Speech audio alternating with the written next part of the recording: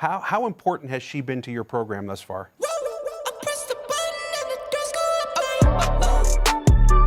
She's one who sets the example every day in practice in terms of how hard she works.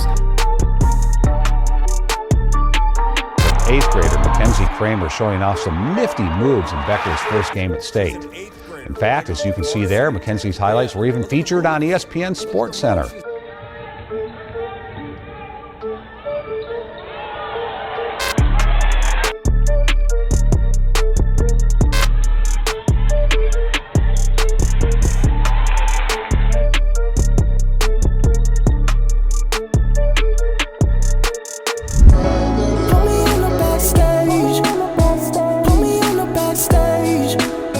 Ladies and gentlemen, welcome back to the Marshal Kramer Show. I am Marshal Kramer, and this is my show. Today, got a very, very, very good episode here and a very good guest, a very honorable guest, and I'm honored to have her on this show, and that is none other than my sister, Mackenzie. She's a basketball player, a shooting guard at Lehigh University out of Bethlehem, Pennsylvania. It's a Division I program. Basically, what I really wanted to do by having her on the show, what got me interested in the first place, besides her being my sister, of course, was that I always thought of her, and not only her, other athletes, high-caliber athletes, D1 athletes, professional athletes. I always thought that the ability that they had to tap into mindset, discipline, work ethic, like elite athletes have, I always thought that they had the ability to tap into all avenues of life: communication, understanding, sympathy, self-reflection, philosophy, psychology. I thought they could do everything. I literally, as I think about it, I thought of these people as robots, as non-humans. I thought that they got everything figured out. They got everything figured out. They have the ability to do anything. They're just rock stars. And by talking to her and learning more about her, I could see that that's, the furthest thing from the truth. So I just thought having her on here, asking her a few questions about her life, and asking her about how she manages things and her biggest struggles physically, emotionally, mentally, and how she takes responsibility and copes through that. So I think it's a really good one. I think you'll enjoy it. I sure as hell enjoyed it. And enough of me talking. Let's just shoot it on over right to the conversation. I know now's different because you're at home, but what is a typical off-season day? So when you go back, what does a typical off-season day look like? Okay, so off season they're allowed 8 hours a week with us. So we split that between lifts and basketball. We do typically 3 lifts a week. One's upper body, one's lower body, and then one's combo day. And the combo day we do speed. So usually Monday, Wednesday, Friday. And then for the rest of the hours we do small group workouts, I'd say. When we go back, I'll be taking a class, so that's going to be a lot of work. Summer classes are obviously advanced. So. But there's no skill training? That's our small group workouts. Oh, okay. That's the basketball skill training. Okay. And then the rest is just on you and how much work you want to put in. Our coaches are always available, so we can ask them to put in extra time with us. But they can only require 8 hours a week. That was another thing. Okay, so when you have because you have a guy who does a nutrition plan for you and a strength and conditioning plan, right? Or no? No nutrition plan, no. That's something that Lehigh's trying to work on. They don't have that right now. We have a strength plan for our team, but we don't have a set nutrition plan. So how strict do you have to stay to that? That's what I've always wanted. The strength and conditioning plan. How does that run? Is there an off season and an on season one? And then how strict are they to sticking to that plan? Well, it's not individualized, so the whole team is run through the same workout. Okay. So, and you don't see the grand scheme of things. So it's not I see this huge plan that they have and I have to stick to it every single day, Yep. Throughout the season. Okay. You just show up to your lift, he hands you a sheet and he says, this is what we're doing today. So I feel he has the big picture, but we don't individually see the big picture. I see what you're saying. Okay. Yeah, because I was interested in that. Have you heard of I've heard of other programs, and maybe it's more intense programs. Maybe I think Alabama football, but they give you something, a strength and conditioning program or a nutrition program, and you cannot move off it at all. It's I believe it. It's frowned upon. I haven't heard anything like that from my AAU teammates or anything like that, but I definitely believe that bigger programs probably have that. Have you ever heard of knees over toes guy? Mm-mm. Okay. So yeah. On Instagram? Yeah, Instagram. Yeah. So his name's Knees Over Toe guy's name is Ben Patrick. So his story is basically he was a high school athlete, high school basketball. That's his big thing. And he had a worse knees. He had old man knees or XYZ. something happened in high school where he blew his knee, had a knee injury, and then that led him to not ever being able to go to college. Then during his freshman year where he would be at college trying to play whatever, he was, not in school, and he started doing this knee over toe stuff, strengthened his knees, got his knees to the point where he started able to dunk, and then got a D1 scholarship. And then when he was 22 at the time, so then they learned, long story short, he couldn't play anyway because his eligibility was gone. But anyway, when he was supposed to be playing with them, the strength and conditioning coach said, you're not going to be doing your knee and toe stuff over here. Granted, that was 10 years ago, but he's like, you can't be doing that stuff here. You stick to our strength and conditioning, XYZ. So I was just wondering if there was ever something like that with you. But they allow you to do whatever you want afterwards? Outside, extra? Outside, extra, yeah. You can always ask for more. I've been asking more for like focus on explosiveness because I feel like I'm not gifted athletically. We've said that. Yeah. Marcus has said that since day one. We've known that since 7th grade. I'm like, I'm never going to be fast. I'm never going to be able to jump high. So like lifting heavy just slows me down. True. I can feel it. I can see it. Like even just the change from like preseason, the way my body felt and looked preseason, because we would lift heavy like before the season, get your squats like to the highest I've ever been, and then slowly throughout the season we get lighter and lighter, and eventually we're like doing band lifts at the end of the season because it's too intense with playoffs and everything like that. But at the end of the season, that's where I feel the most athletic. Okay. So I've been asking for more stuff like that outside because I'm like, I don't know if it's right for my body personally to be able to lift be able to squat 200. I don't think that's meant for me because it's slowing me down. No, I actually like that you say that. And I think the one thing in exercise-wise, nutrition-wise, anything-wise that I'm learning when I get older is that it's to each their own, and that literally it's a lot of these things are subjective. And so I was going to I wasn't make fun of you, but when you text me earlier, because after this we're gonna make dinner, and you're like, oh, I'm gonna bring my black bean burger because I don't have red meat anymore. We're Central Minnesotans, so I'm like, what the hell's going on here? We're big red meat eaters. And I was just like, hey man, to each their own, whatever works best for you guys. And that makes sense, because if you think of us, let's think of the siblings, we're not the athletically gifted people. No. We put on weight and muscle very quick. We can. So like you're saying, especially if it slows you down, because we noticed, and everyone noticed your legs whenever you started going to college, your legs just blew up, because that's the Kramer's genes. We all got massive legs. Morgan and Dad got massive calves. Their calves are huge, bro. Oh, their calves are huge. But I like that. I think that's what makes a better coach. That's what Ben was saying when he was talking about that. I listened to his interview when he was on Joe Rogan's show, and he was basically talking about it. He's like, from that moment on, I knew that there wasn't much you knew. That this coach knew, was saying, you got to stick to our plan. He goes, do you have no idea what my knees were in? And 2 years of this knee over toes conditioning strength has made me a D1 athlete that you want. Like, it's subjective. Let me do whatever works for my body. Like, you're with you 24/7. You know how you feel when you wake up, or you wake up in the middle of the night. If this much water was good, or too much water, or too little water made you cramp at night. That's stuff that you would know, that you have to report, in collaboration with a coach. You can work together to give yourself the best recipe for success. But if they're just all this universal objective here, this, it probably limits your peak performance. That's what I appreciate about Lehigh, like not having that nutrition plan to say. Like I tried to do that like myself, especially last year, to like make a plan. I went to like the Adidas Gauntlet All-American my junior year, and they had a nutritionist, and she gave out this like concrete plan of what you could do and different snacks and everything like that. Yep. And like the calorie needs of how much you work out, and I tried to match that for everything and like have meal prep and everything planned out for last year. And I honestly thought I performed worse, like when I was constantly thinking about like, okay, let's get this much protein, let's get this many carbs, like whatever. I just stopped doing that, and I had my bowls of ice cream at the end of the night, and I feel like that honestly made me perform better at points. So so this will be obviously all conjecture and anecdotal, well, with theory from other people I listen to, but that literally sparks my psychological side, because there has to be, first off, everything is thought. Everything is energy. We are using so much energy talking right now. Every thought you have is energy. That's why when you have a big test day and you did a lot of studying before and you did a big test, you use a lot of your brain, you're wiped afterwards. Or if you had a big anxious day, you're just wiped. Or people who have a lot of anxiety are just always so tired because you're using so much energy. So that there has to be something to say there, that it's that, not that being super strict doesn't work for some people. Again, to each their own. For some people, are type A, like super organized people, maybe that's the best thing for you. But for a lot of people, and you're speaking for yourself, maybe that little bit of that leeway, I feel the same way. If a little bit of that leeway, man. I'm not an athlete, so I can have a little bit more leeway than you. You know, if I have a drink every now and again, like, I'm not gonna kick myself over it. Who cares, man? I'm not gonna write it into MyFitnessPal or something and be like, oh, look at that extra 300 calories. Who cares? Like, I'm just trying to live my life, man. Just trying to relax. I just want to live my life, man.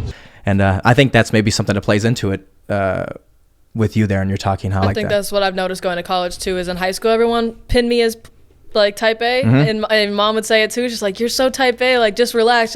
In college, it's like I need a change of pace, like every once in a while. That was like a big thing towards the end of the semester. Like when I had mom come out for my birthday and stuff, I'm like, I just need to get off campus because I need a change of pace. Like life needs to be different. I can't just have the same routine. Like some of my friends are routine. As soon as they fall out of their routine, they're like, oh my gosh, I don't know what to do with myself. Like something's missing. And I'm like, something's missing if I don't have some like spontaneous activity every once in a while. That's what I need. Yeah. And I was telling other people who come on my podcast, because I forget, you know, again, we're family. So is it nurture or nature? We have the same nature. So it made the same nurture too. So, but a little bit different. But I'm the same way. And I always thought that I was the other way. And I was always like routine. And like I talked about on like my last recent podcast. You know how when you're bored as hell in high school, some people scroll on their phone, get yelled at. Some people doodle in their journal. I would take a notebook piece of paper and I'd write 7:15. That's when I'd wake up. And then around 10:30 is when I went to bed. And all day long, I would just type in these random numbers on how I could get a minute here, a minute there. Like, how can I get the gym quicker? Should I eat on the way to the gym? Yeah. All these little things to like speed up this routine. Cause I was like, oh, I'm so organized. It just makes me feel good. But it's because like, I don't know, it's maybe the way I was conditioned, or I just saw something or felt something that's what's going to make me happy and it's going to lead to stuff. But then I realized that it was all these things that happen on a random Friday night or a Saturday afternoon where someone called me and said, hey, let's go do this. And then all of a sudden I just let loose and said, well, I had the gym planned at 3 on Saturday, but I just hopped in your car. We went to the St. Cloud Mall and we just fucked around doing whatever. Like literally it just relieved me of like putting these self expectations and like restrictions on myself, that routine. Like I'm comfortable. It's comfortability too. It's in some way like routine. I think it's interesting that you bring that up because I literally just journaled about this where I was like, when I came home, I don't have any school anymore. So I'm like, okay, what am I going to do for the 2 weeks that I'm home? Like, how do I plan out my days so that I don't feel bored and lonely like as I'm sitting at home? And then I'm just sitting there and I'm like, why do I need to plan out my days to not feel lonely? Like, what is it about, you know, like, why do I feel like having a filled schedule is what will make me happy or make me feel at peace? And I think what I journaled at the end was like, I think true peace is when you can sit with an empty schedule and just sit with yourself and your own thoughts and you're okay. So I think that's where you're going. Like in high school, like you felt like having a list of accomplishments of what you got done for that day was going to make you feel good. But at the end of the day, it's just being able to sit there with yourself and whoever's around you and just enjoy and go with the flow. Absolutely. I just went home the other day talking to mom and dad. That's actually when you were thinking about coming home. And I was talking about my new motto. It's just not my new motto, but the new thing I'm really focusing on. The one thing my focus is pointed on is living in the present. But you can probably understand this, but you're not a big vice person. Maybe it's your work you're talking about, but there's a reason people don't do that, right? And we can talk about this, right? There's a reason people don't like to sit with that stuff, right? My hypothesis is that it's scary to sit with your own thoughts, because that little guy that's always nagging you, that little, they call it the conscience, you know, whatever's like, come on, man. It can really be loud when you're super quiet and you got your no phone in front of you, no TV, no personal podcast, whatever. And it's like, you know, egging you like, you got to be doing something more productive, or it's been like, or it's just saying you're ugly. It's different things for different people, but it's this little voice in your head. It can be, I guess. I'm really just like, you know, throwing the shit out there. But no, I kind of think that's what it is. And for myself too, speaking for myself now, because I use these vices every now and again, drink a little bit too much, do a little bit too much stuff, eat a little bit too much, watch a little bit too much movies, because it takes me out of this guy, because this guy gets really like judgmental and he says some crazy things. But also, I realize that he's trying to tell me something, and I can learn about him and I can talk to him and be like, hey, you know, what is this? Oh, why do you think you need to have a full schedule? Do you think it because it gives you some sort of fulfillment and it gives you some sort of status that you think you need? Why do you think you need it? Do you feel insecure? And I started realizing that a lot of these things are a lot of things that I want in this world, being whatever, even being a big podcaster. It was originally back being a bodybuilder. It was all for other people. I wanted to be jacked because I wanted to be respected by other people. It wasn't lifting the gym for myself. I didn't want the podcast back in the day, now we're in episode 94, 95, whatever. Now it's about like self-expression and creativeness and content creation and just have something to do during the day. But back in the day, it was all about being the big pot. I want to be Joe Rogan. So everyone's like, Marshall, yeah. And it's like, but when nothing's around, there's no TVs going in and you're sitting by yourself, that's the only thing you have, truthfully. And if you can learn about that and sit with that, that is exactly what you're saying. That is the true success, or whatever adjective you used, is to be able to just sit with yourself, sit with whoever you're around in whatever moment you're in, and being present and happy and being able to do it. That's what it is, I think. I think that's what people mean when they say like money can't buy you happiness and No. everything. Like whatever you have, it's not like at the end of the day, like you're saying, you come home and you're by yourself or you're with your family or whoever else is around you. But at the end of the day, you're still laying in bed about to fall asleep and it's you and it's your mind. So if you're with your mind forever. Mm-hmm. So if you can't take care of your mind, like everybody's got to figure out how to take care of their mind. I think peace is the goal. Like I even said, like I had started a blog. In my first couple of blogs, I talked about how happiness was the goal, but I don't think that happiness is the goal anymore. Like I think happiness is like a fleeting emotion. I think it's that calm sense of like peace that you have at the end of the night and just being able to sit. Like that's my lifelong goal, is just be able to sit there and be at peace with myself. Because happiness, it's hard to be happy when things aren't going your way. Like, You're right. Yeah, you're right. But you can be calm and you can have trust Yes. that like you can get through any struggle that life throws your way. Yes. And you can just look at it you can look at the problem for what it is and be like, okay, this is a problem, but I'm not the problem, and like I'm strong enough to get through it. And you can have peace throughout that. But happiness is gonna come and go. But I think peace is what everyone should strive for. I like that because I just learned something. So you and I are feeling the exact same feeling, but then we have different vocabulary. So my vocabulary is just a little bit different because I always explained it the same way of like happiness can go in two different categories, I always called it.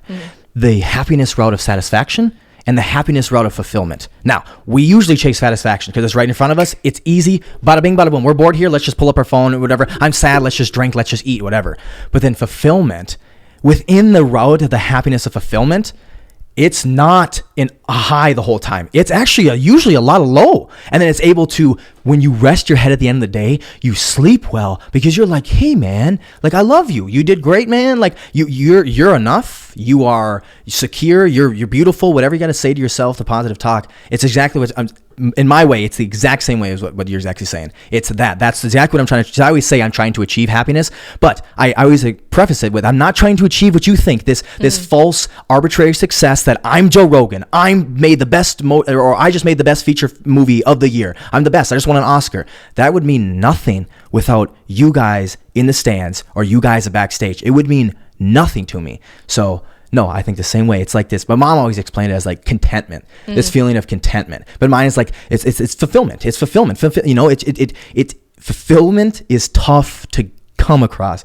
As a D1 athlete, you have to definitely be someone who understands that more than the average person in society. You don't get shit. You don't get shit without all that hard work, that relentless hard work where you wake up. You don't want to do it, but you got to do it. You know what I'm saying? And life is just, as a D1 athlete, life is pulling you in so many different directions that you want to give your all to every single aspect, but at the same time, you're like, where do I set my priorities? And sometimes that causes a question of like, which one is what I really want in life, you know? So I think that's something athletes struggle with even more, because especially like in season, it's easy to be like, like this is it. Okay. And then that season, your season's done and you're like, okay, so what now? What now is like what I define how my day is going. So is it a day-to-day thing? I was gonna ask you where do you see that? Where do you see right now being your third year senior, right? You're gonna be a third year senior, right? Technically, yeah. Technically, right? So third year School senior. senior, So yeah. being that, where does your priority lie? For me personally, I'm still working on like figuring that out exactly. It's a balance. I think it's a process that's like forever going to be changing, but right now I think it is that like sense of peace. So I obviously love basketball, so that's a huge thing that does provide me with peace. So I want that to be a priority in that sense, that it does provide me with the peace, like a late night shooting session that is just like peaceful, a gym by myself. But school I know is going to set me up for success, so that's a different thing. But at the end of the day, I think relationships is probably like my main priority, I would say, because at the end of the day, like the people that you connect with at college, like that's that's what is gonna set you up. Whether that's a professor writing a recommendation, or you can get an A and never talk to the professor and show your resume to school and be like, I'm a 4.0 student, but the student behind you that got a B has like 5 references and like they're gonna win out. Like they've got all of that. So I think it's the relationships and whether, how many people change their career after. So a lot of people having connections in different aspects that you're like, hey, like I'm looking to enter your field. Can you set me up? So I think it's the relationships and just finding deeper connections, but not just with people, like with myself is just like figuring out what I want. I think that's in this moment, my biggest priority is relationships with people and myself. So I like that. And what had me thinking about that was, so when I went to the Wild game the other day, first time I've been there forever, their motto right now, granted they're in the playoffs, but their motto right now, it kept popping up, was, it's all about winning. And I was like, and I get it, right? From a surface level thing, as an organization like that, and as a business, I get it. Winning is how you make money. That's how you become lucrative. That's how you stay in business. However, it's interesting and reassuring to hear from someone who's a D1 athlete that, the way you're looking at it, because, right? Think about how many people play in your league. Let's just use a professional league, right? Let's just play football, right? You got 32 teams, 52 on each thing, right? One team is going to win the championship at the end of the year. Are you telling me every other team, all 31 teams and everyone on that team should just be so sad, honestly, just hang themselves, kill themselves because they didn't win? They didn't meet the mission. Yes, winning is awesome, but it's about the pursuit. What it gives you, it's that late night gym session. It's not, so you didn't even tell me that. It's like, oh yeah, my piece comes from winning those championships. No, it comes from those late night gym sessions. And I could speak for my own self from now it's my editing sessions or video creation sessions late at night. It used to be my lifting sessions. It was my piece because it's about self-actualization. It's about, for me, I'll speak for myself and I'll speak for what I think. And it seems like you're speaking the same way. And I just like that. It's just so reassuring that no, it's not all about winning. Maybe we have the wrong definition of winning. Maybe we have the wrong definition of success, thinking that it's these arbitrary goals. It has to be being number 1 in some sort of category. That's winning. Versus like, hey man, you didn't drink your life away. You weren't depressed your whole life. You had a purpose. You had a meaning and you felt fulfilled every day. Sounds like you fucking won to me. So I like that you said that. It's actually reassuring to hear you say that. I'll throw that back to high school. My freshman year, sophomore year, and junior year, we lost for the first time ever, not to make it to state. Yep. And going into senior year, Coach Hammer brought me in to do our preseason meeting and everything. We were sitting with all the coaches and he's like, what do you want out of this season? And I looked at him and I was like, I just want to have fun. There's nothing more than I want just to have fun. If I lose in the first round of sections, but I had a great season, I'm going to be so much more happy than if we win the state championship and we host up the trophy at the end and I look around and see a bunch of people that I have no relationships with and genuinely am excited that our season's over. And for a little while he was actually mad that I said that because he wanted to win. And he admitted that to mom in a text conversation or call conversation or something like that through the middle of the season, because he finally realized, he was like, I realized that when Kenzie's having fun, that's how we win. Exactly. And that's how she inspires other people and makes practices goofy and everything like that. And people enjoy being there, that they want to give everything their all. He's like, I see that now that Kenzie's having fun, that for her is going to lead to winning. Mm-hmm. He's like, I didn't think that at first. And I thought she just kind of wanted to have a good time and didn't care about winning anymore. But it's natural for me to care about winning. So to put emphasis on winning is just going to oversell it. I'm naturally competitive, thanks to you and Morgan, probably. So thanks. Yeah. Hey. Competing for food and whatever. Every single day. Attention. Yeah, whatever. Anything. But I have to almost put more emphasis and focus on having fun, so that, because that's not a natural thing to do. So to me, it's just to have fun. And I had that conversation with our new head coach, because we got a new head coach this year, and she took me out to breakfast and was like, STMA wins 70-52. What do you want out of the season? And the only thing I could really say was, I just want to have fun. And for me, that's goofing around, dancing, singing at practice, whatever that is. But that's what I was able to do this last year, and I had probably the best season I've had in my life. So yeah, I just want to have fun and get that fulfillment. I think that brings it right back around to what we were talking about with the diet. That the stress that comes from not having fun can damper somebody's entire mind. I just told Mom the other day about our friend who graduated from Masters in Sports Psychology. He should go up and work with Ben Simmons. Dude, the mind's everything, man. It doesn't matter your fucking athletic ability. It happened to be that Kobe Bryant and Michael Jordan worked with one of the best strength and conditioning coaches who didn't just work on strength and conditioning, worked on a player's mind. Just they could have easily, especially the pressure they were under, they could easily fumble. And I won't mention the third guy who's playing currently, but he seems to be fumbling a lot with his mind, maybe getting too much into politics. I'm just saying, hey man, the coach must have been the winning secret, because Kobe and Michael were just relentless here and in their body because of that coach. He focused on the minds of his athletes. I can't remember his name, but Jose talks about him all the time.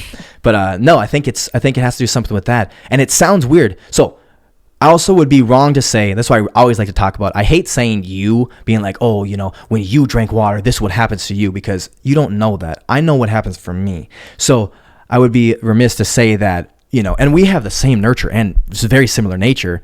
So maybe that's something, I do the exact same thing, that I'm naturally competitive as it is. So I have to dial it back a little bit and bring fun into it. But maybe there's some people in this world who are just like super fun and they need to dial up the competitiveness. I don't know. So that's to each their own once again. But yeah, I think the exact same way. I always have to remember, and even when I'm making films, like I get very bossy and XYZ and just it's my natural way of doing things, that I want it to be the best video that anyone's made. And everyone's just like, I can see in their eyes, I'm like, oh shit, fun's my thing here, man. We're just trying to have fun. I'm making these videos for what, to change the world? No, I'm making them to have fun. So I got to remember that thought every now and again, because otherwise I get caught up in the same things you do. Exactly. I could definitely say that people are different than us. They're not always naturally competitive. Yes. As someone who's on a team sport, there's some people who just don't have that natural competitiveness, but I mean, they still get the job done. Yeah, they show up every single day. So everyone is just motivated differently. Off season or on season. So you talked about your lifting gets a little bit different. You start, lifting lighter. What's a typical on season day? In season day, it's like you wake up, go to class. Lehigh does it nicely, so they block off from 4:30 until like 7 for practices. So nice. We don't have to worry about our classes at all. Like all the classes are during the day. There's no classes during that block. They're dummy for that, yeah. Yeah. So you do your classes, get your stuff done, go to practice. Because we only have one facility, we have to switch on and off with the men, who's early, who's late. So the early shift is 4:30 to 7, and then the late one is like 7 to 9:30. Late one's a little tough sometimes, but we get it done. You do your 2-hour practice. We still lift twice a week. We do we try to do one like barbell lift. We get it done is the most athletic response ever. We get it done. I'm like, yeah, you do, baby. You have to. Get her done. Get her done. All right. You have to. I'm sorry. Yeah, you I have love it. to. But we do one barbell lift, which is like our squats, hang cleans. We just like do a whole combo day, but just try to get those done. And then one band lift. Because typically we have like games on Wednesdays. So then we'll do like a band lift maybe Friday. And you're talking about lifting resistance bands. Resistance bands, okay. Yeah. So we'll do like a band lift maybe on like Thursday after our game. So it's more of like a recovery because we also have a game on Saturday. For sure, yeah. And then Sunday's our off day. So nothing. Yeah, don't really have to. A couple of my teammates, we go to church together, stuff like that. Do you have a training facility that's specific for athletes? Yeah, well, we have like a whole camp. Like, yes, yeah. We have like 3 different parts of our campus. So the bottom is where like you live, dining halls. I guess volleyball and wrestling play there. There's one, but that's pretty much where like everything is. And then you go up the mountain, and you get to like mountaintop. That's like graduate classes, and then you drive over the mountain, go back down, and that's Goodman campus, which is all our athletics. Athletic stuff. So we've got like our arena, the weight room, all the like the football field, lacrosse, field hockey. Stuff Where's like the average student's athletic gym? Yeah, that's on the main campus. Main campus. Yeah. Okay, so you got a different one. Good. Yeah, I obviously hope that. What's the typical? Because I was blown away going to San Diego State, which is a big ass campus, big ass school, and just talking with the average D1 athletes. What type of like intermix is that for Lehigh? Like, and athlete wise too. Like, do you athletes talk? Are you guys all supportive of each other in XYZ? Athletes are definitely supportive of each other. There's a lot of like leadership development clubs and stuff like that I've been able to join. I'm in like the student athlete mentorship. So there's like, they try to get at least one person from every single team. So you just like meet different teams in that. They're like the football team is super supportive of us. Our men's team is always at our games unless they're playing at the same time. Awesome. But yeah, those are definitely like our biggest fans. Love seeing them. Well, I'll like go to Sportsmen. They're just like, hey, like 100 threes, like hyping me up. I'm like, okay, I love these guys. So there's definitely intermixing. Like, I can't speak a lot for last year just because we couldn't see anyone outside of our team. So this year was like a huge change of pace. So I was like getting used to that, like being able to actually hang out with other teams. And it's a little harder because like you're trying to hang out with other teams, but as a sophomore, so you don't live in the same setting that's like a freshman where like you knock on someone's door down the hall and like hang out with them. So it's like a little bit harder because we were in suites and stuff like that. So it was a little bit of a setback there. But we did like team events. We did a team event with the golf team where they taught us how to golf. Oh, cool. That's cool. Got a killer swing. Yeah. Actually, yeah. You and Morgan. All right. Yeah. We're not going to Top Golf no more. No, I know. But I would have showed you up anyways. All right. But yeah, my backswing's pretty good. But I met some people. Now coming back down to hit the ball, it's a little questionable. That's where it's questionable. It's a little sus. But I met some people through that, and I don't know, just slowly working up to like make up for lost time with the COVID year. But I've definitely met so many athletes. I forget about this. You started college during COVID. Oh yeah. How like? I didn't forget. Yeah, I know you didn't. That was tough. You had 3 or 4 14-day quarantines. Yeah, I was in over 75 days of quarantine. Yes. Ugh, that had to be tough. That was by far the hardest year of my life. Is that where you learned about a lot? Oh yeah, mentally. I didn't understand like the importance of mental health in athletics, and I didn't understand because basketball had always been my piece. Like those late night shooting sessions had always been like the outlet for me, but I've never been in a position where like I had to do that so much that I couldn't handle it physically. So like the college season is so long and it's so demanding that like my body couldn't afford to be in the gym every night. Yeah. But mentally I needed that. So I like throughout the season was just getting worn down. I didn't actually end up with any overuse injuries, which I was surprised of because I like have had them. You're prone to them, yeah. Yeah.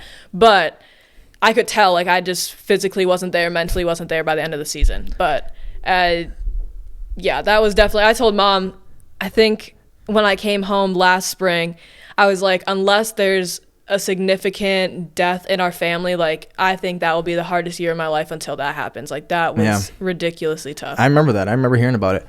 So I'm actually interested in your opinion on this. So then tell me your insight or your empathy or lack thereof empathy for that Simone Biles last year with the Olympics, dropping out of that because of mental health issues. She was ridiculed, relentlessly and aggressively because, you're an Olympic athlete. But we were just talking about, winning is everything, or is it XYZ? What interested in hearing your thought on that. 100% support like what she did. Like I don't think people realize the toll that like athletes put on themselves. And like I'm speaking from coming from a mid-major Division I like basketball program, like nowhere near representing our country. So I can't imagine the pressure she was under. Like she's been said to be the greatest athlete of all time. Like the pressure that comes with that, I can't even imagine. So I can't say that I would probably end up doing any differently. Plus she was also saying that she had like dealing with spins and stuff like that, like where it wasn't even safe for her to compete. So it wasn't just maybe the mental caused that, but it was to a point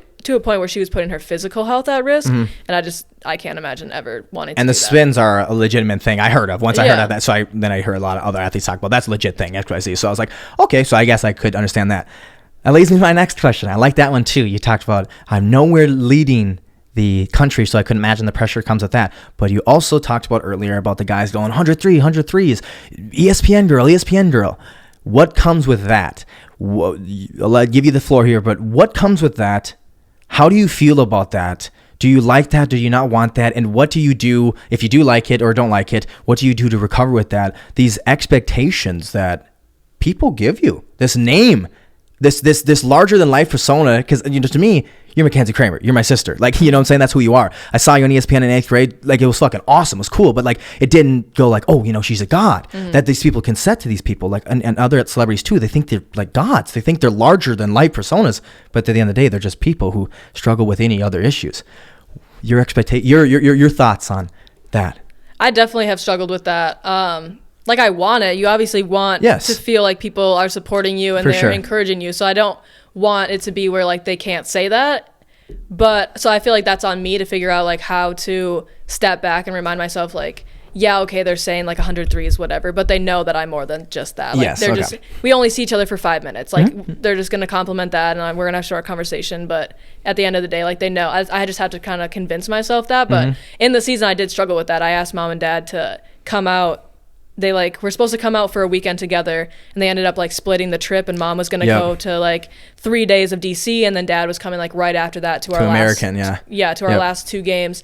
Because I was just like, I just want to be talked to like I'm a normal person. Like, I had one player of the week for the 3rd time of the season, and like the last person who did that has a jersey hung up in our rafters. So like there's talk of that and like stuff like that. So I'm just like, I just want to be talked to like I'm a normal person. And our team was also going through a couple things after the loss of American, where our coaches were like, I think we've lost our swag, like what's going on? And I really like put that on myself, because I was like, I'm so caught up in like feeling that I need to put the numbers up and whatever. So I definitely felt that pressure. And I remember having a conversation in like our team room with our coaches after one of our games, and I was like, I just need time with my family. Like, I just need to be talked to like I'm a normal person. I need to go out to lunch and not talk about basketball. And I don't need all these, like, I even had one friend like text me once and was like, you're so good. Like, I fangirl over you sometimes, because I'm like, oh my God, my friend is so good at basketball. And I'm like, but I'm still your friend. Like, you don't have to fangirl. Yeah, like, normal. we just hung out last night and had ice cream. Like, there's no need to fangirl. I just shoot the ball and it goes in sometimes. Like, so I've definitely struggled with that. But I think that's just a process that's more on me moving forward, of just like stepping back. And maybe it is surrounding myself with non-athletes, or maybe it's, I don't know, finding other people that are just like a little bit more away from it, who aren't going to have those conversations with me. Because I still want people to feel like they can come up to me and like say good job. Like, that's what gives you purpose. That's what makes you feel good. I mean, it's tough to say. I always say that. Like, I'm like, if you were the last person on earth, if that was the last person on earth, am I still podcasting? Come on.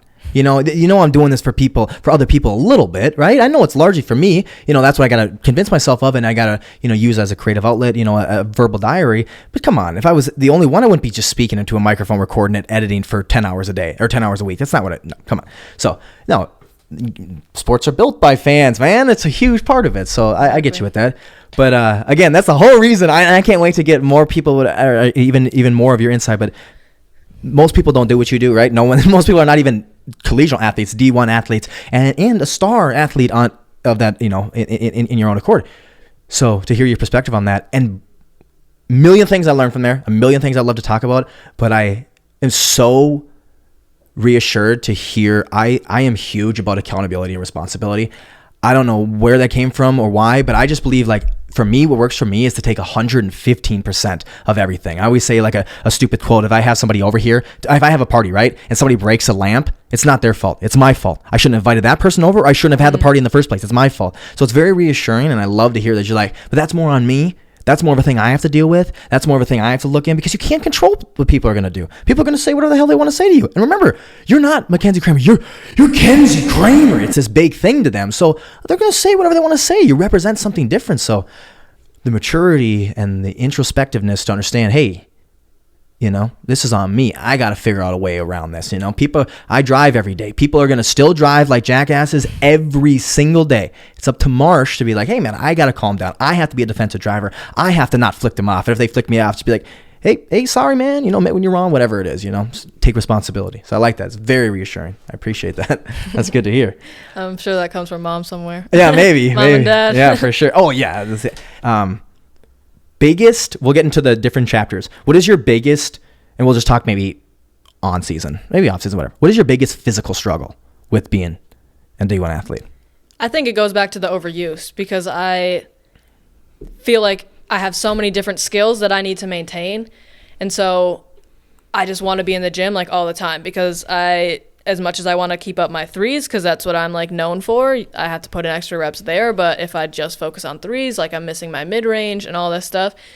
Like, I've literally told my teammates, I'm like, I just don't think I'm built for the intensity of Division I athletes. Like, I can't, I go like a 6-week period and I forget to stretch a couple times. And like, all of a sudden I'm in sports med because I have this strange pain. And I'm like, I just don't know if I'm built for Division I athletes. So athletics, I think it's just, I don't know what exactly that is physically, but the overuse part and not being able to go extended period of time. Like, I think that just has to do with getting older. So I don't even know if that's like something that's specific to me, but I definitely think that I like overdo it consistently, which is like my coaches have been on me for the longest time. They're like, you don't need to shoot today. Like you don't need to stay after and shoot today.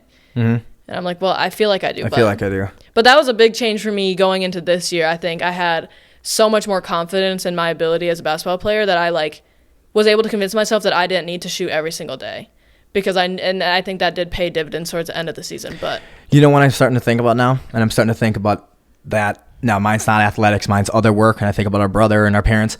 Maybe that's what it is that, and that's why you need to feel like you need to shoot every day, is because we're not the most artistic naturally. We're not the most athletic naturally. But the one thing, Grandpa, the one thing we do have is this work ethic. And that's the one thing we attach ourselves to. So that's why Jose, he's a great friend of mine too. And he's the same way, not athletic, not that way, but it's the work ethic. He goes, okay, the one thing I can do, I'm not to be the best, the tallest, the smartest, the best looking, but the one thing I can do is be the best fucking worker in this room. And that's what we attach ourselves to. So that's why a day without the gym, a day without making a video, a day without creative expression for myself now, I feel off, very off, and it's like, you got to do it. You look at everybody around, especially for me, like you look at everyone on my team, I'm like, but they've got those, like a lot of them have those natural abilities. So if they're in the gym on a day that I'm not, they're on a natural step ahead of me already, and like they're going to get there, And like I think they're on my team, so I'm not too worried about it. At the end of the day, they're on my team, so I want them to get there at the end of the day.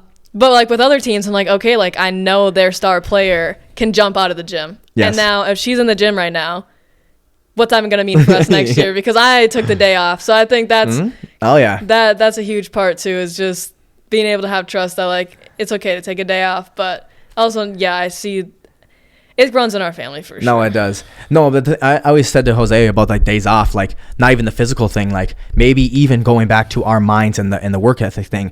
The best thing about a day off for me is it builds anticipation. If I take Sunday off, Monday morning, let's go, dude. I'm ready. I'm so anxious to get to whatever I need to get to. Again, going to what you talked about, whatever your priority is now, it's always changing for me too. Maybe that's just a thing about life, And I imagine like our parents too. Sometimes they're Julie. Sometimes they're mom. You know what I'm saying? And it seems like mom knows how to differentiate. Same with dad. He knows when to be dad and wants to be Mike and do things for himself, XYZ.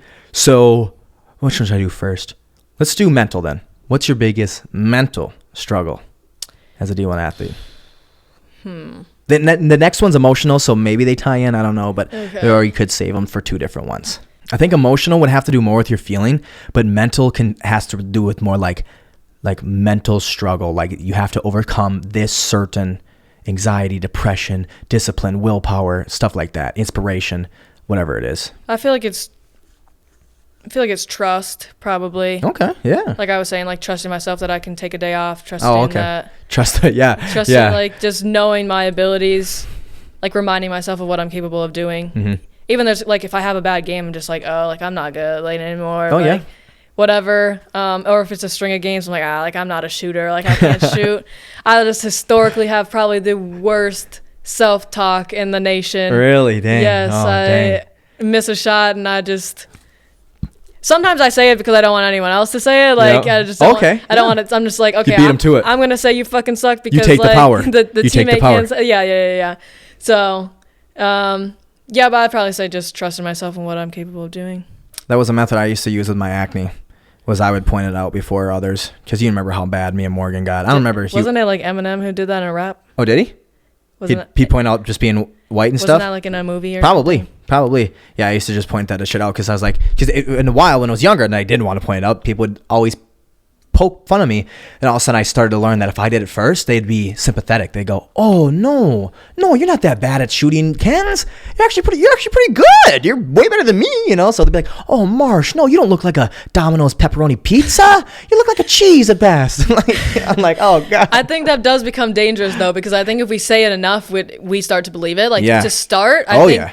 Like to start, when I'm missing a couple shots, I'm just like, I'll say it, but I know I got the next one. Like in my head, my internal self-talk is fine. Like maybe even a little too cocky sometimes. Yes. Oh, yeah. But over and over and over and over again, I think does become an issue. And I think that's something that personally I'm working on, because you say it over and over and you're used to saying it, and for a while you're okay. So you're like, oh, why am I slowly starting to slip into actually believing it? And you can't even identify it, because you've just been saying the same thing, and for a while it didn't do anything. But slowly you're just like, I'm starting to actually believe the things that I'm saying. I love that. Again, that's very assuring. So that is what I've been dealing with these past 2 years. That's been my big thing. And maybe people can testify to this from my junior year of high school all the way down to what I'm doing now, right? I've really calmed my ego. I was so egocentric. I was just talking to mom and dad about this, and I still have this belief that like this internal chatter, like he does talk shitty, but at the end of the day, Marsh goes, I'm the fucking man. And there's no doubt about it to Marshall's mind at all. That's why he gets pissed when he sees people doing better than him sometimes, because it's an insecurity just flashing itself real quick. He's like, oh, I'm the fucking man. What the hell is this guy doing getting this, whatever it is, this job, this girl, this opportunity that I should be getting? I'm goddamn the man. So, but that can be very detrimental because it is a psychological analysis of a basement narcissist, and it is a narcissistic way, basically, that, a basement narcissist is someone who thinks he's a god and doing nothing for it. So you're a little bit different here. I don't know all the ranges of narcissism, but it is that type of narcissism that you have to balance and calm down. Like, because you have to have it. Everyone on this earth has a little bit of narcissism in it. Otherwise, you would just be rolled over and be taken advantage by everybody because you just sure, I'll do anything for you and never do anything for myself. No, you have to have a little bit of ego and be like, hey man, taking care of me now. But you're right, it can be very dangerous because Marshall blew, I think, in my opinion, 4 years of my life and a lot of relationships in my life, something I didn't care about because that arbitrary success is all I thought what winning and success was about. And then I was like, oh, you're not the main character of the world. You're the main character of your own story. I used to think I walked into a fucking bar and there's 50 people in there. They all turn their head and they go, oh my God, the main character of the story just walked in. Because that's what I think was going on. And no, everyone's their own main character in their own story. You got to balance yourself and check yourself. But it is. Anything I talk about or I think I got it down, this was the tough thing about having like short conversations with people because they think like, oh, he thinks he's got it all figured out. No. Everything that I think I'm figuring out, the next day could be something completely reverse. I'm still learning about myself. It's a duality because, again, you can't be super confident, overconfident and arrogant and be a piece of shit that leads into all the negatives it leads in. But you can't be someone who's literally doesn't care about themselves at all and then just gets rolled over left and right. So it's a balance. So I think we all feel that. So you're saying that some people are saying to you that like, oh, he thinks he's got it all figured out, but they're like doubting that you have it figured out, kind of. They're like, yeah, he thinks. Yeah, they know he doesn't. For me, it's like the opposite. Like, yeah. All my teammates, like, and a lot of my friends are like, look at me, I feel like, and they're like, Kenzie's got it figured out. She knows who she is, like what she wants, exactly whatever. I had one teammate like chilling in my room the other day, and she was like talking about some struggles that she was going through, and she's like, if you came in so confident at college, like, what did you have to work on? Because that's something she's working on, is like being confident in her and herself and her ability. She's like, what did you have to work on in life, and what did you have to like improve in college and learn? And I just sat there and I was like, how does she think that of me? Like, nobody knows exactly what they're doing in life. No. I don't know exactly no, what we I don't. do. Like, I have a general path that I'm like, no, I think I would enjoy analyzing data and the healthcare and could find meaning in doing that and whatever. But at the end of the day, I don't know exactly like what I want to do. And so I talked to someone this week and they were like, I think you just really need to sit down, and whether that's looking up at the ceiling, just kind of ask yourself like who you are and what you stand for. And that was like so refreshing because I was like, that's probably the first person in my life in a long time that has like assumed that I don't know that and has allowed me like space to think about it for myself and not just assume that I have everything figured out. No, I feel that same thing, and I feel that's going to be very reassuring for a lot of people because I feel like a lot of people, maybe these expectations are self-imposed. We did them to ourselves, but we feel that they're coming from an external force. That was a big freaking epiphany. You weren't here, actually. I think it wasn't Mother's Day or Easter. Maybe it was Easter. And I just had a big epiphany through the conversation we had with the family over 3 hours. And I'm like, oh, these guys don't care what I'm specifically doing. They don't care. What mom and Morgan and dad really care about is that I am being happy. I'm working hard. I'm providing for myself. I'm not sad and depressed. I'm not having a bunch of stress. And that's really it. They don't give a shit if I'm a personal trainer. I'm a D1 athlete. I'm Martin Scorsese directing these big movies. They don't care. They don't care. And I realize that's all self-imposed because I always felt like that people saw me. But again, I wanted them to have that image, but they saw like Marshall's all together. He's the man. He'll just work. And, people would always be, those little memes would be like, take somebody right now that you know is working hard. And I'd always get taken that shit. I'm like, I have a glass in my hand right now. I'm watching a movie, man. I'm doing nothing right now. And I'm literally got a pizza in the oven. Like I ain't doing shit. And then it made me feel bad. But, however, have you ever heard of the sociological labeling theory? So basically, what the labeling theory is that we will basically succumb to whatever society labels us at. If we're young and society labels us as a loser and a degenerate, we're going to join a gang and we're going to go to jail. Because fuck it. We will usually succumb to whatever society gives us because it's so hard. And especially if you're young and labeled a degenerate, you fight and you fight and you fight so many times to prove that you're not. But then people are just telling you and telling you and telling you are. So eventually you say, fuck it, I'm done. I'm giving up. But also on the other side, I've actually talked about this in the podcast before. When you're labeled opposite, you're labeled like someone like us. Like again, it's a image that I wanted to have. So I liked that people were giving that in the beginning. But then I realized that it wasn't something that I was. So then I was like, oh. And then I had a big crisis of who am I? Like, what, I'm not a bodybuilder anymore. I thought I was this big buff guy I thought I was gonna win shows bodybuilding, And I wanted to do really big things in that. But I was like, oh, that's not who I am anymore, XYZ. But I didn't drink as much as the next guy. I didn't eat as much as the next guy because I go, Christmas is coming around. Thanksgiving's coming around. I'm going to see the fam. They are not going to, I'm the health guy in the family. You know what I'm saying? That's why, so I was like, I had to live up to that label. So that's kind of interesting too, because it's also, again, it's all a balance, man. Because you don't want to be labeled something bad, but you don't want to be labeled something that's obvious, maybe greater than I could ever achieve. And I was like, oh, sorry guys. I didn't mean to give you that image. I was not that type of guy. So I don't know where I got on that one. It kind of got me off of it. So what is your biggest emotional struggle then? I feel like actually being able to feel like the love and support that I have around me, like actually letting it hit and like I've coming home, I was like talking with mom about all the things that I've done, like all the different people that I've hung out with. And she's like, you've like seen like you're really in. And I was like, I'm probably more in like with different groups of people, like with my team, like more connected with a team than I ever have in my entire life. Like I've always been like close with a couple people on a team, but I could never really connect with others because we didn't have a lot in common. But this year is like I could find something in common with every single person. But I still like left campus and I'm like, I don't know if I feel that. Like I don't know if I feel connected to anybody. So that's been something that I've been like taking a step back and figuring out like what am I telling myself, more back to the self-talk. Like what am I telling myself when I'm hanging out with these people? Am I telling myself that like it seems like they don't want to be here even though like they chose to be here? They chose to ask you to do something, like they show that they care, but like what am I telling myself that tells me that they don't, or something like that. So I think the self-talk right now is my biggest focus, because I do see, like I can see that it's there, and sometimes that's harder. But it's like I can see that these people care, but why can't I feel it?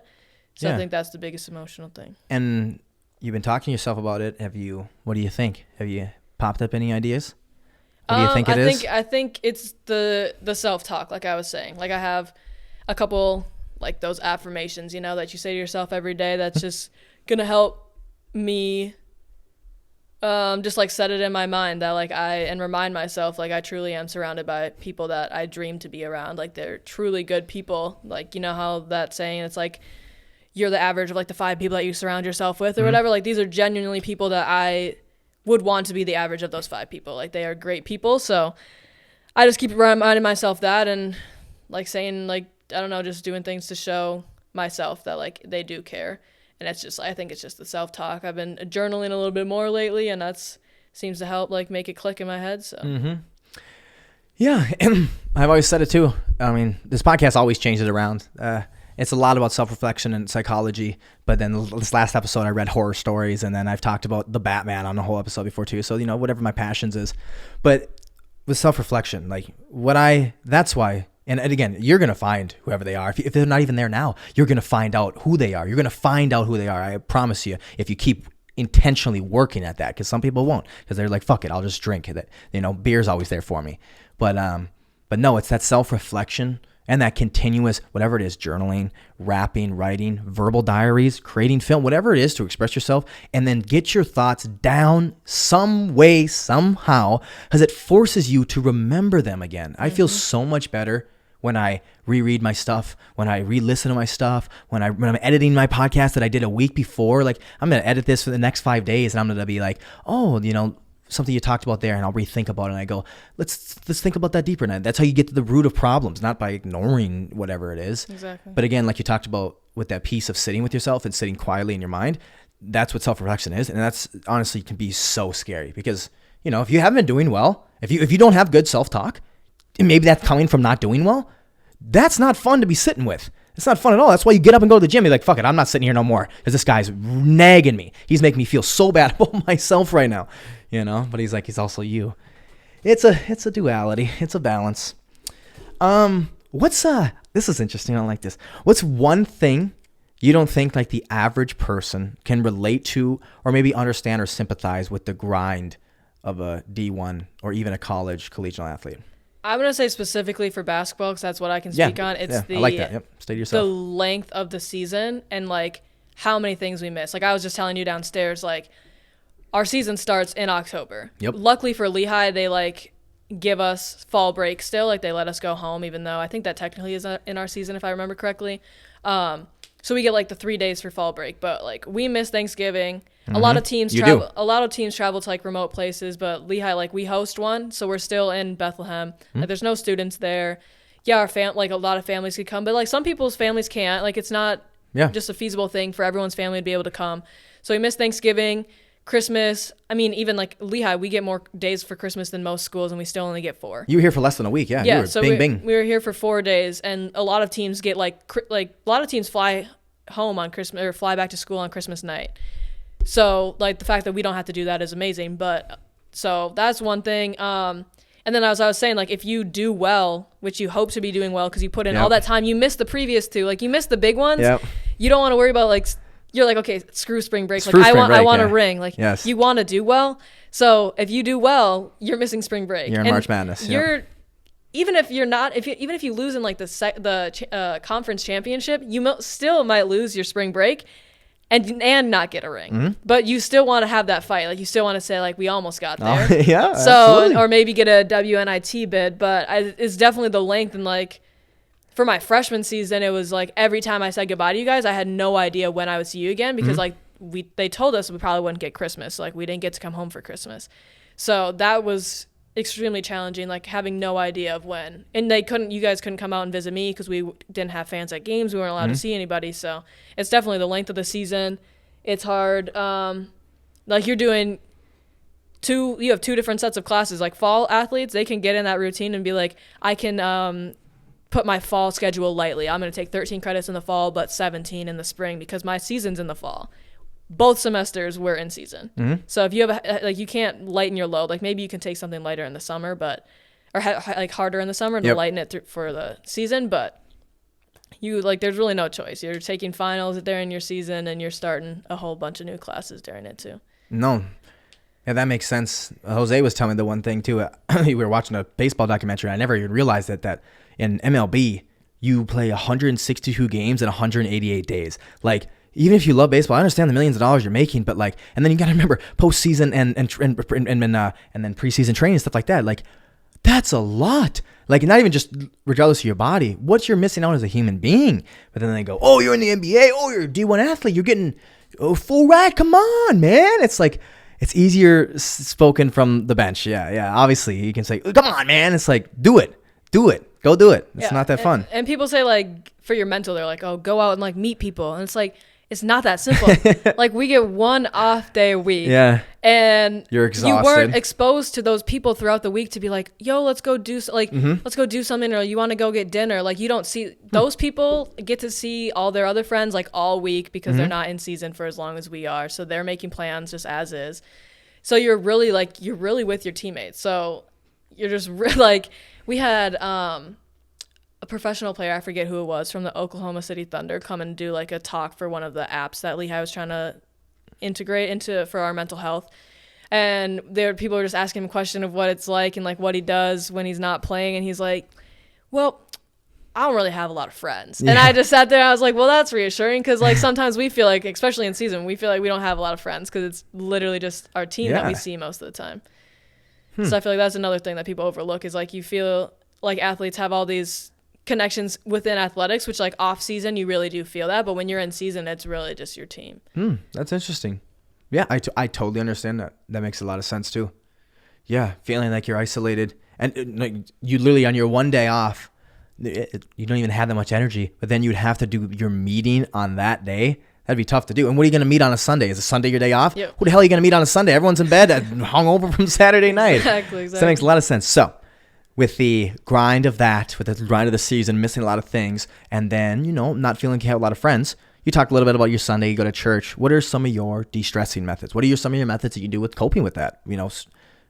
Making your way through that? Luckily, Lehigh has like top 10 beautiful campus. So yeah, that's and nice. it's on a mountain. So anytime that I want to just take a break, like just go up to any of the buildings near the top and just sit and watch the sunset, anything like that. I do have, like I was saying before, like I have more friends in like now than I have in my entire life. So it's just being more intentional, like to ask them to do stuff, especially in season. Like out of season, it's super easy, but in season, it's like, okay, do you want to go get ice cream? It's got to be at this time. I'm sorry, but can you please work around my schedule? Like whatever. So there's things to do, go to movies, chill, things like that. But try to keep it light, especially in season. You don't have that energy in your off day.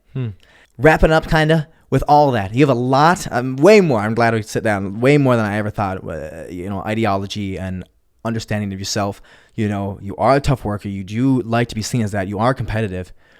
What is your leadership method? Because you are a leader, you always have been. You have to be. Whether you like it or not, you have to be in your position. What are some of your methods? How do you go about it? And how have you talked to people in your team, in your class, people you work with, like you just talked to me today about expressing that stuff to maybe help them out? Because you've helped me out with processing some of my thoughts there and be like, oh, you know what? Yep. That's reassuring to hear, It's definitely a challenge because especially with a team we don't have a big team compared to a lot of athletics, but you still have like 13 people. There's going to be people who are like, would never open up about this stuff. Maybe they don't even think about it. Yeah. And then you have some people that are like, I'm right there with you. And like, they're willing to cry. And I'm like, I don't know. I'm still working on that part, but I'm like, I don't know. But I don't know. I think people do see me as a confident person. I think I am a confident person to a certain extent. So talking about it really doesn't bother me because I know like at the end of the day, I am still who I am. So if you want to judge me for talking about my struggles, like I am okay with you judging me for it. So I've always just kind of had like an open discussion. Like I shared my blog with teammates and was like, we're going through stuff right now as a team and we're trying to get our confidence back all together. Like, I don't know if reading any of these will help you guys, but just know I'm always here to talk. Try not to like force it upon anybody because that's like doesn't do any good either. But especially with younger, like our freshmen, and probably I'm hoping to do the same for our incoming freshmen again, but just like making sure they're good. I know how hard it is to be home, like away from home for especially the first year. Yeah, it's super tough. So I don't know, just like genuinely showing that I care, because I really do like care about people. I think that's like a big misconception because people do see me as a confident person. But I've always I had this conversation with Mom. I'm like, there's a subtle difference. Like I really genuinely care about you and I want to see you do well, but I do not care what you think about me. And so I think people see that like I don't care what their perception of me is. So it seems like you never care. So they're like, oh, Kenzie doesn't care if if I'm having a bad day. Like she doesn't care like this. But I genuinely do care about your well-being and I want you to have everything you want in life. But if along the way you don't agree with my methods or you don't agree and you like think I'm annoying, I could not care less. So I think just I'm trying to figure out how that looks for each individual teammate is like, how do I show you that I care? I haven't asked this question in a long time, but it actually used to be a lot of people's favorite. I used to end every single interview like this. If you could interject one thought, one feeling of everything you talked about so far, or anything maybe you didn't talk about, into everyone's brain, and you feel like it would just benefit their life, what would that one thought, ideology, belief be? Probably that just like everybody's enough. Like what you bring to the table is enough for everybody.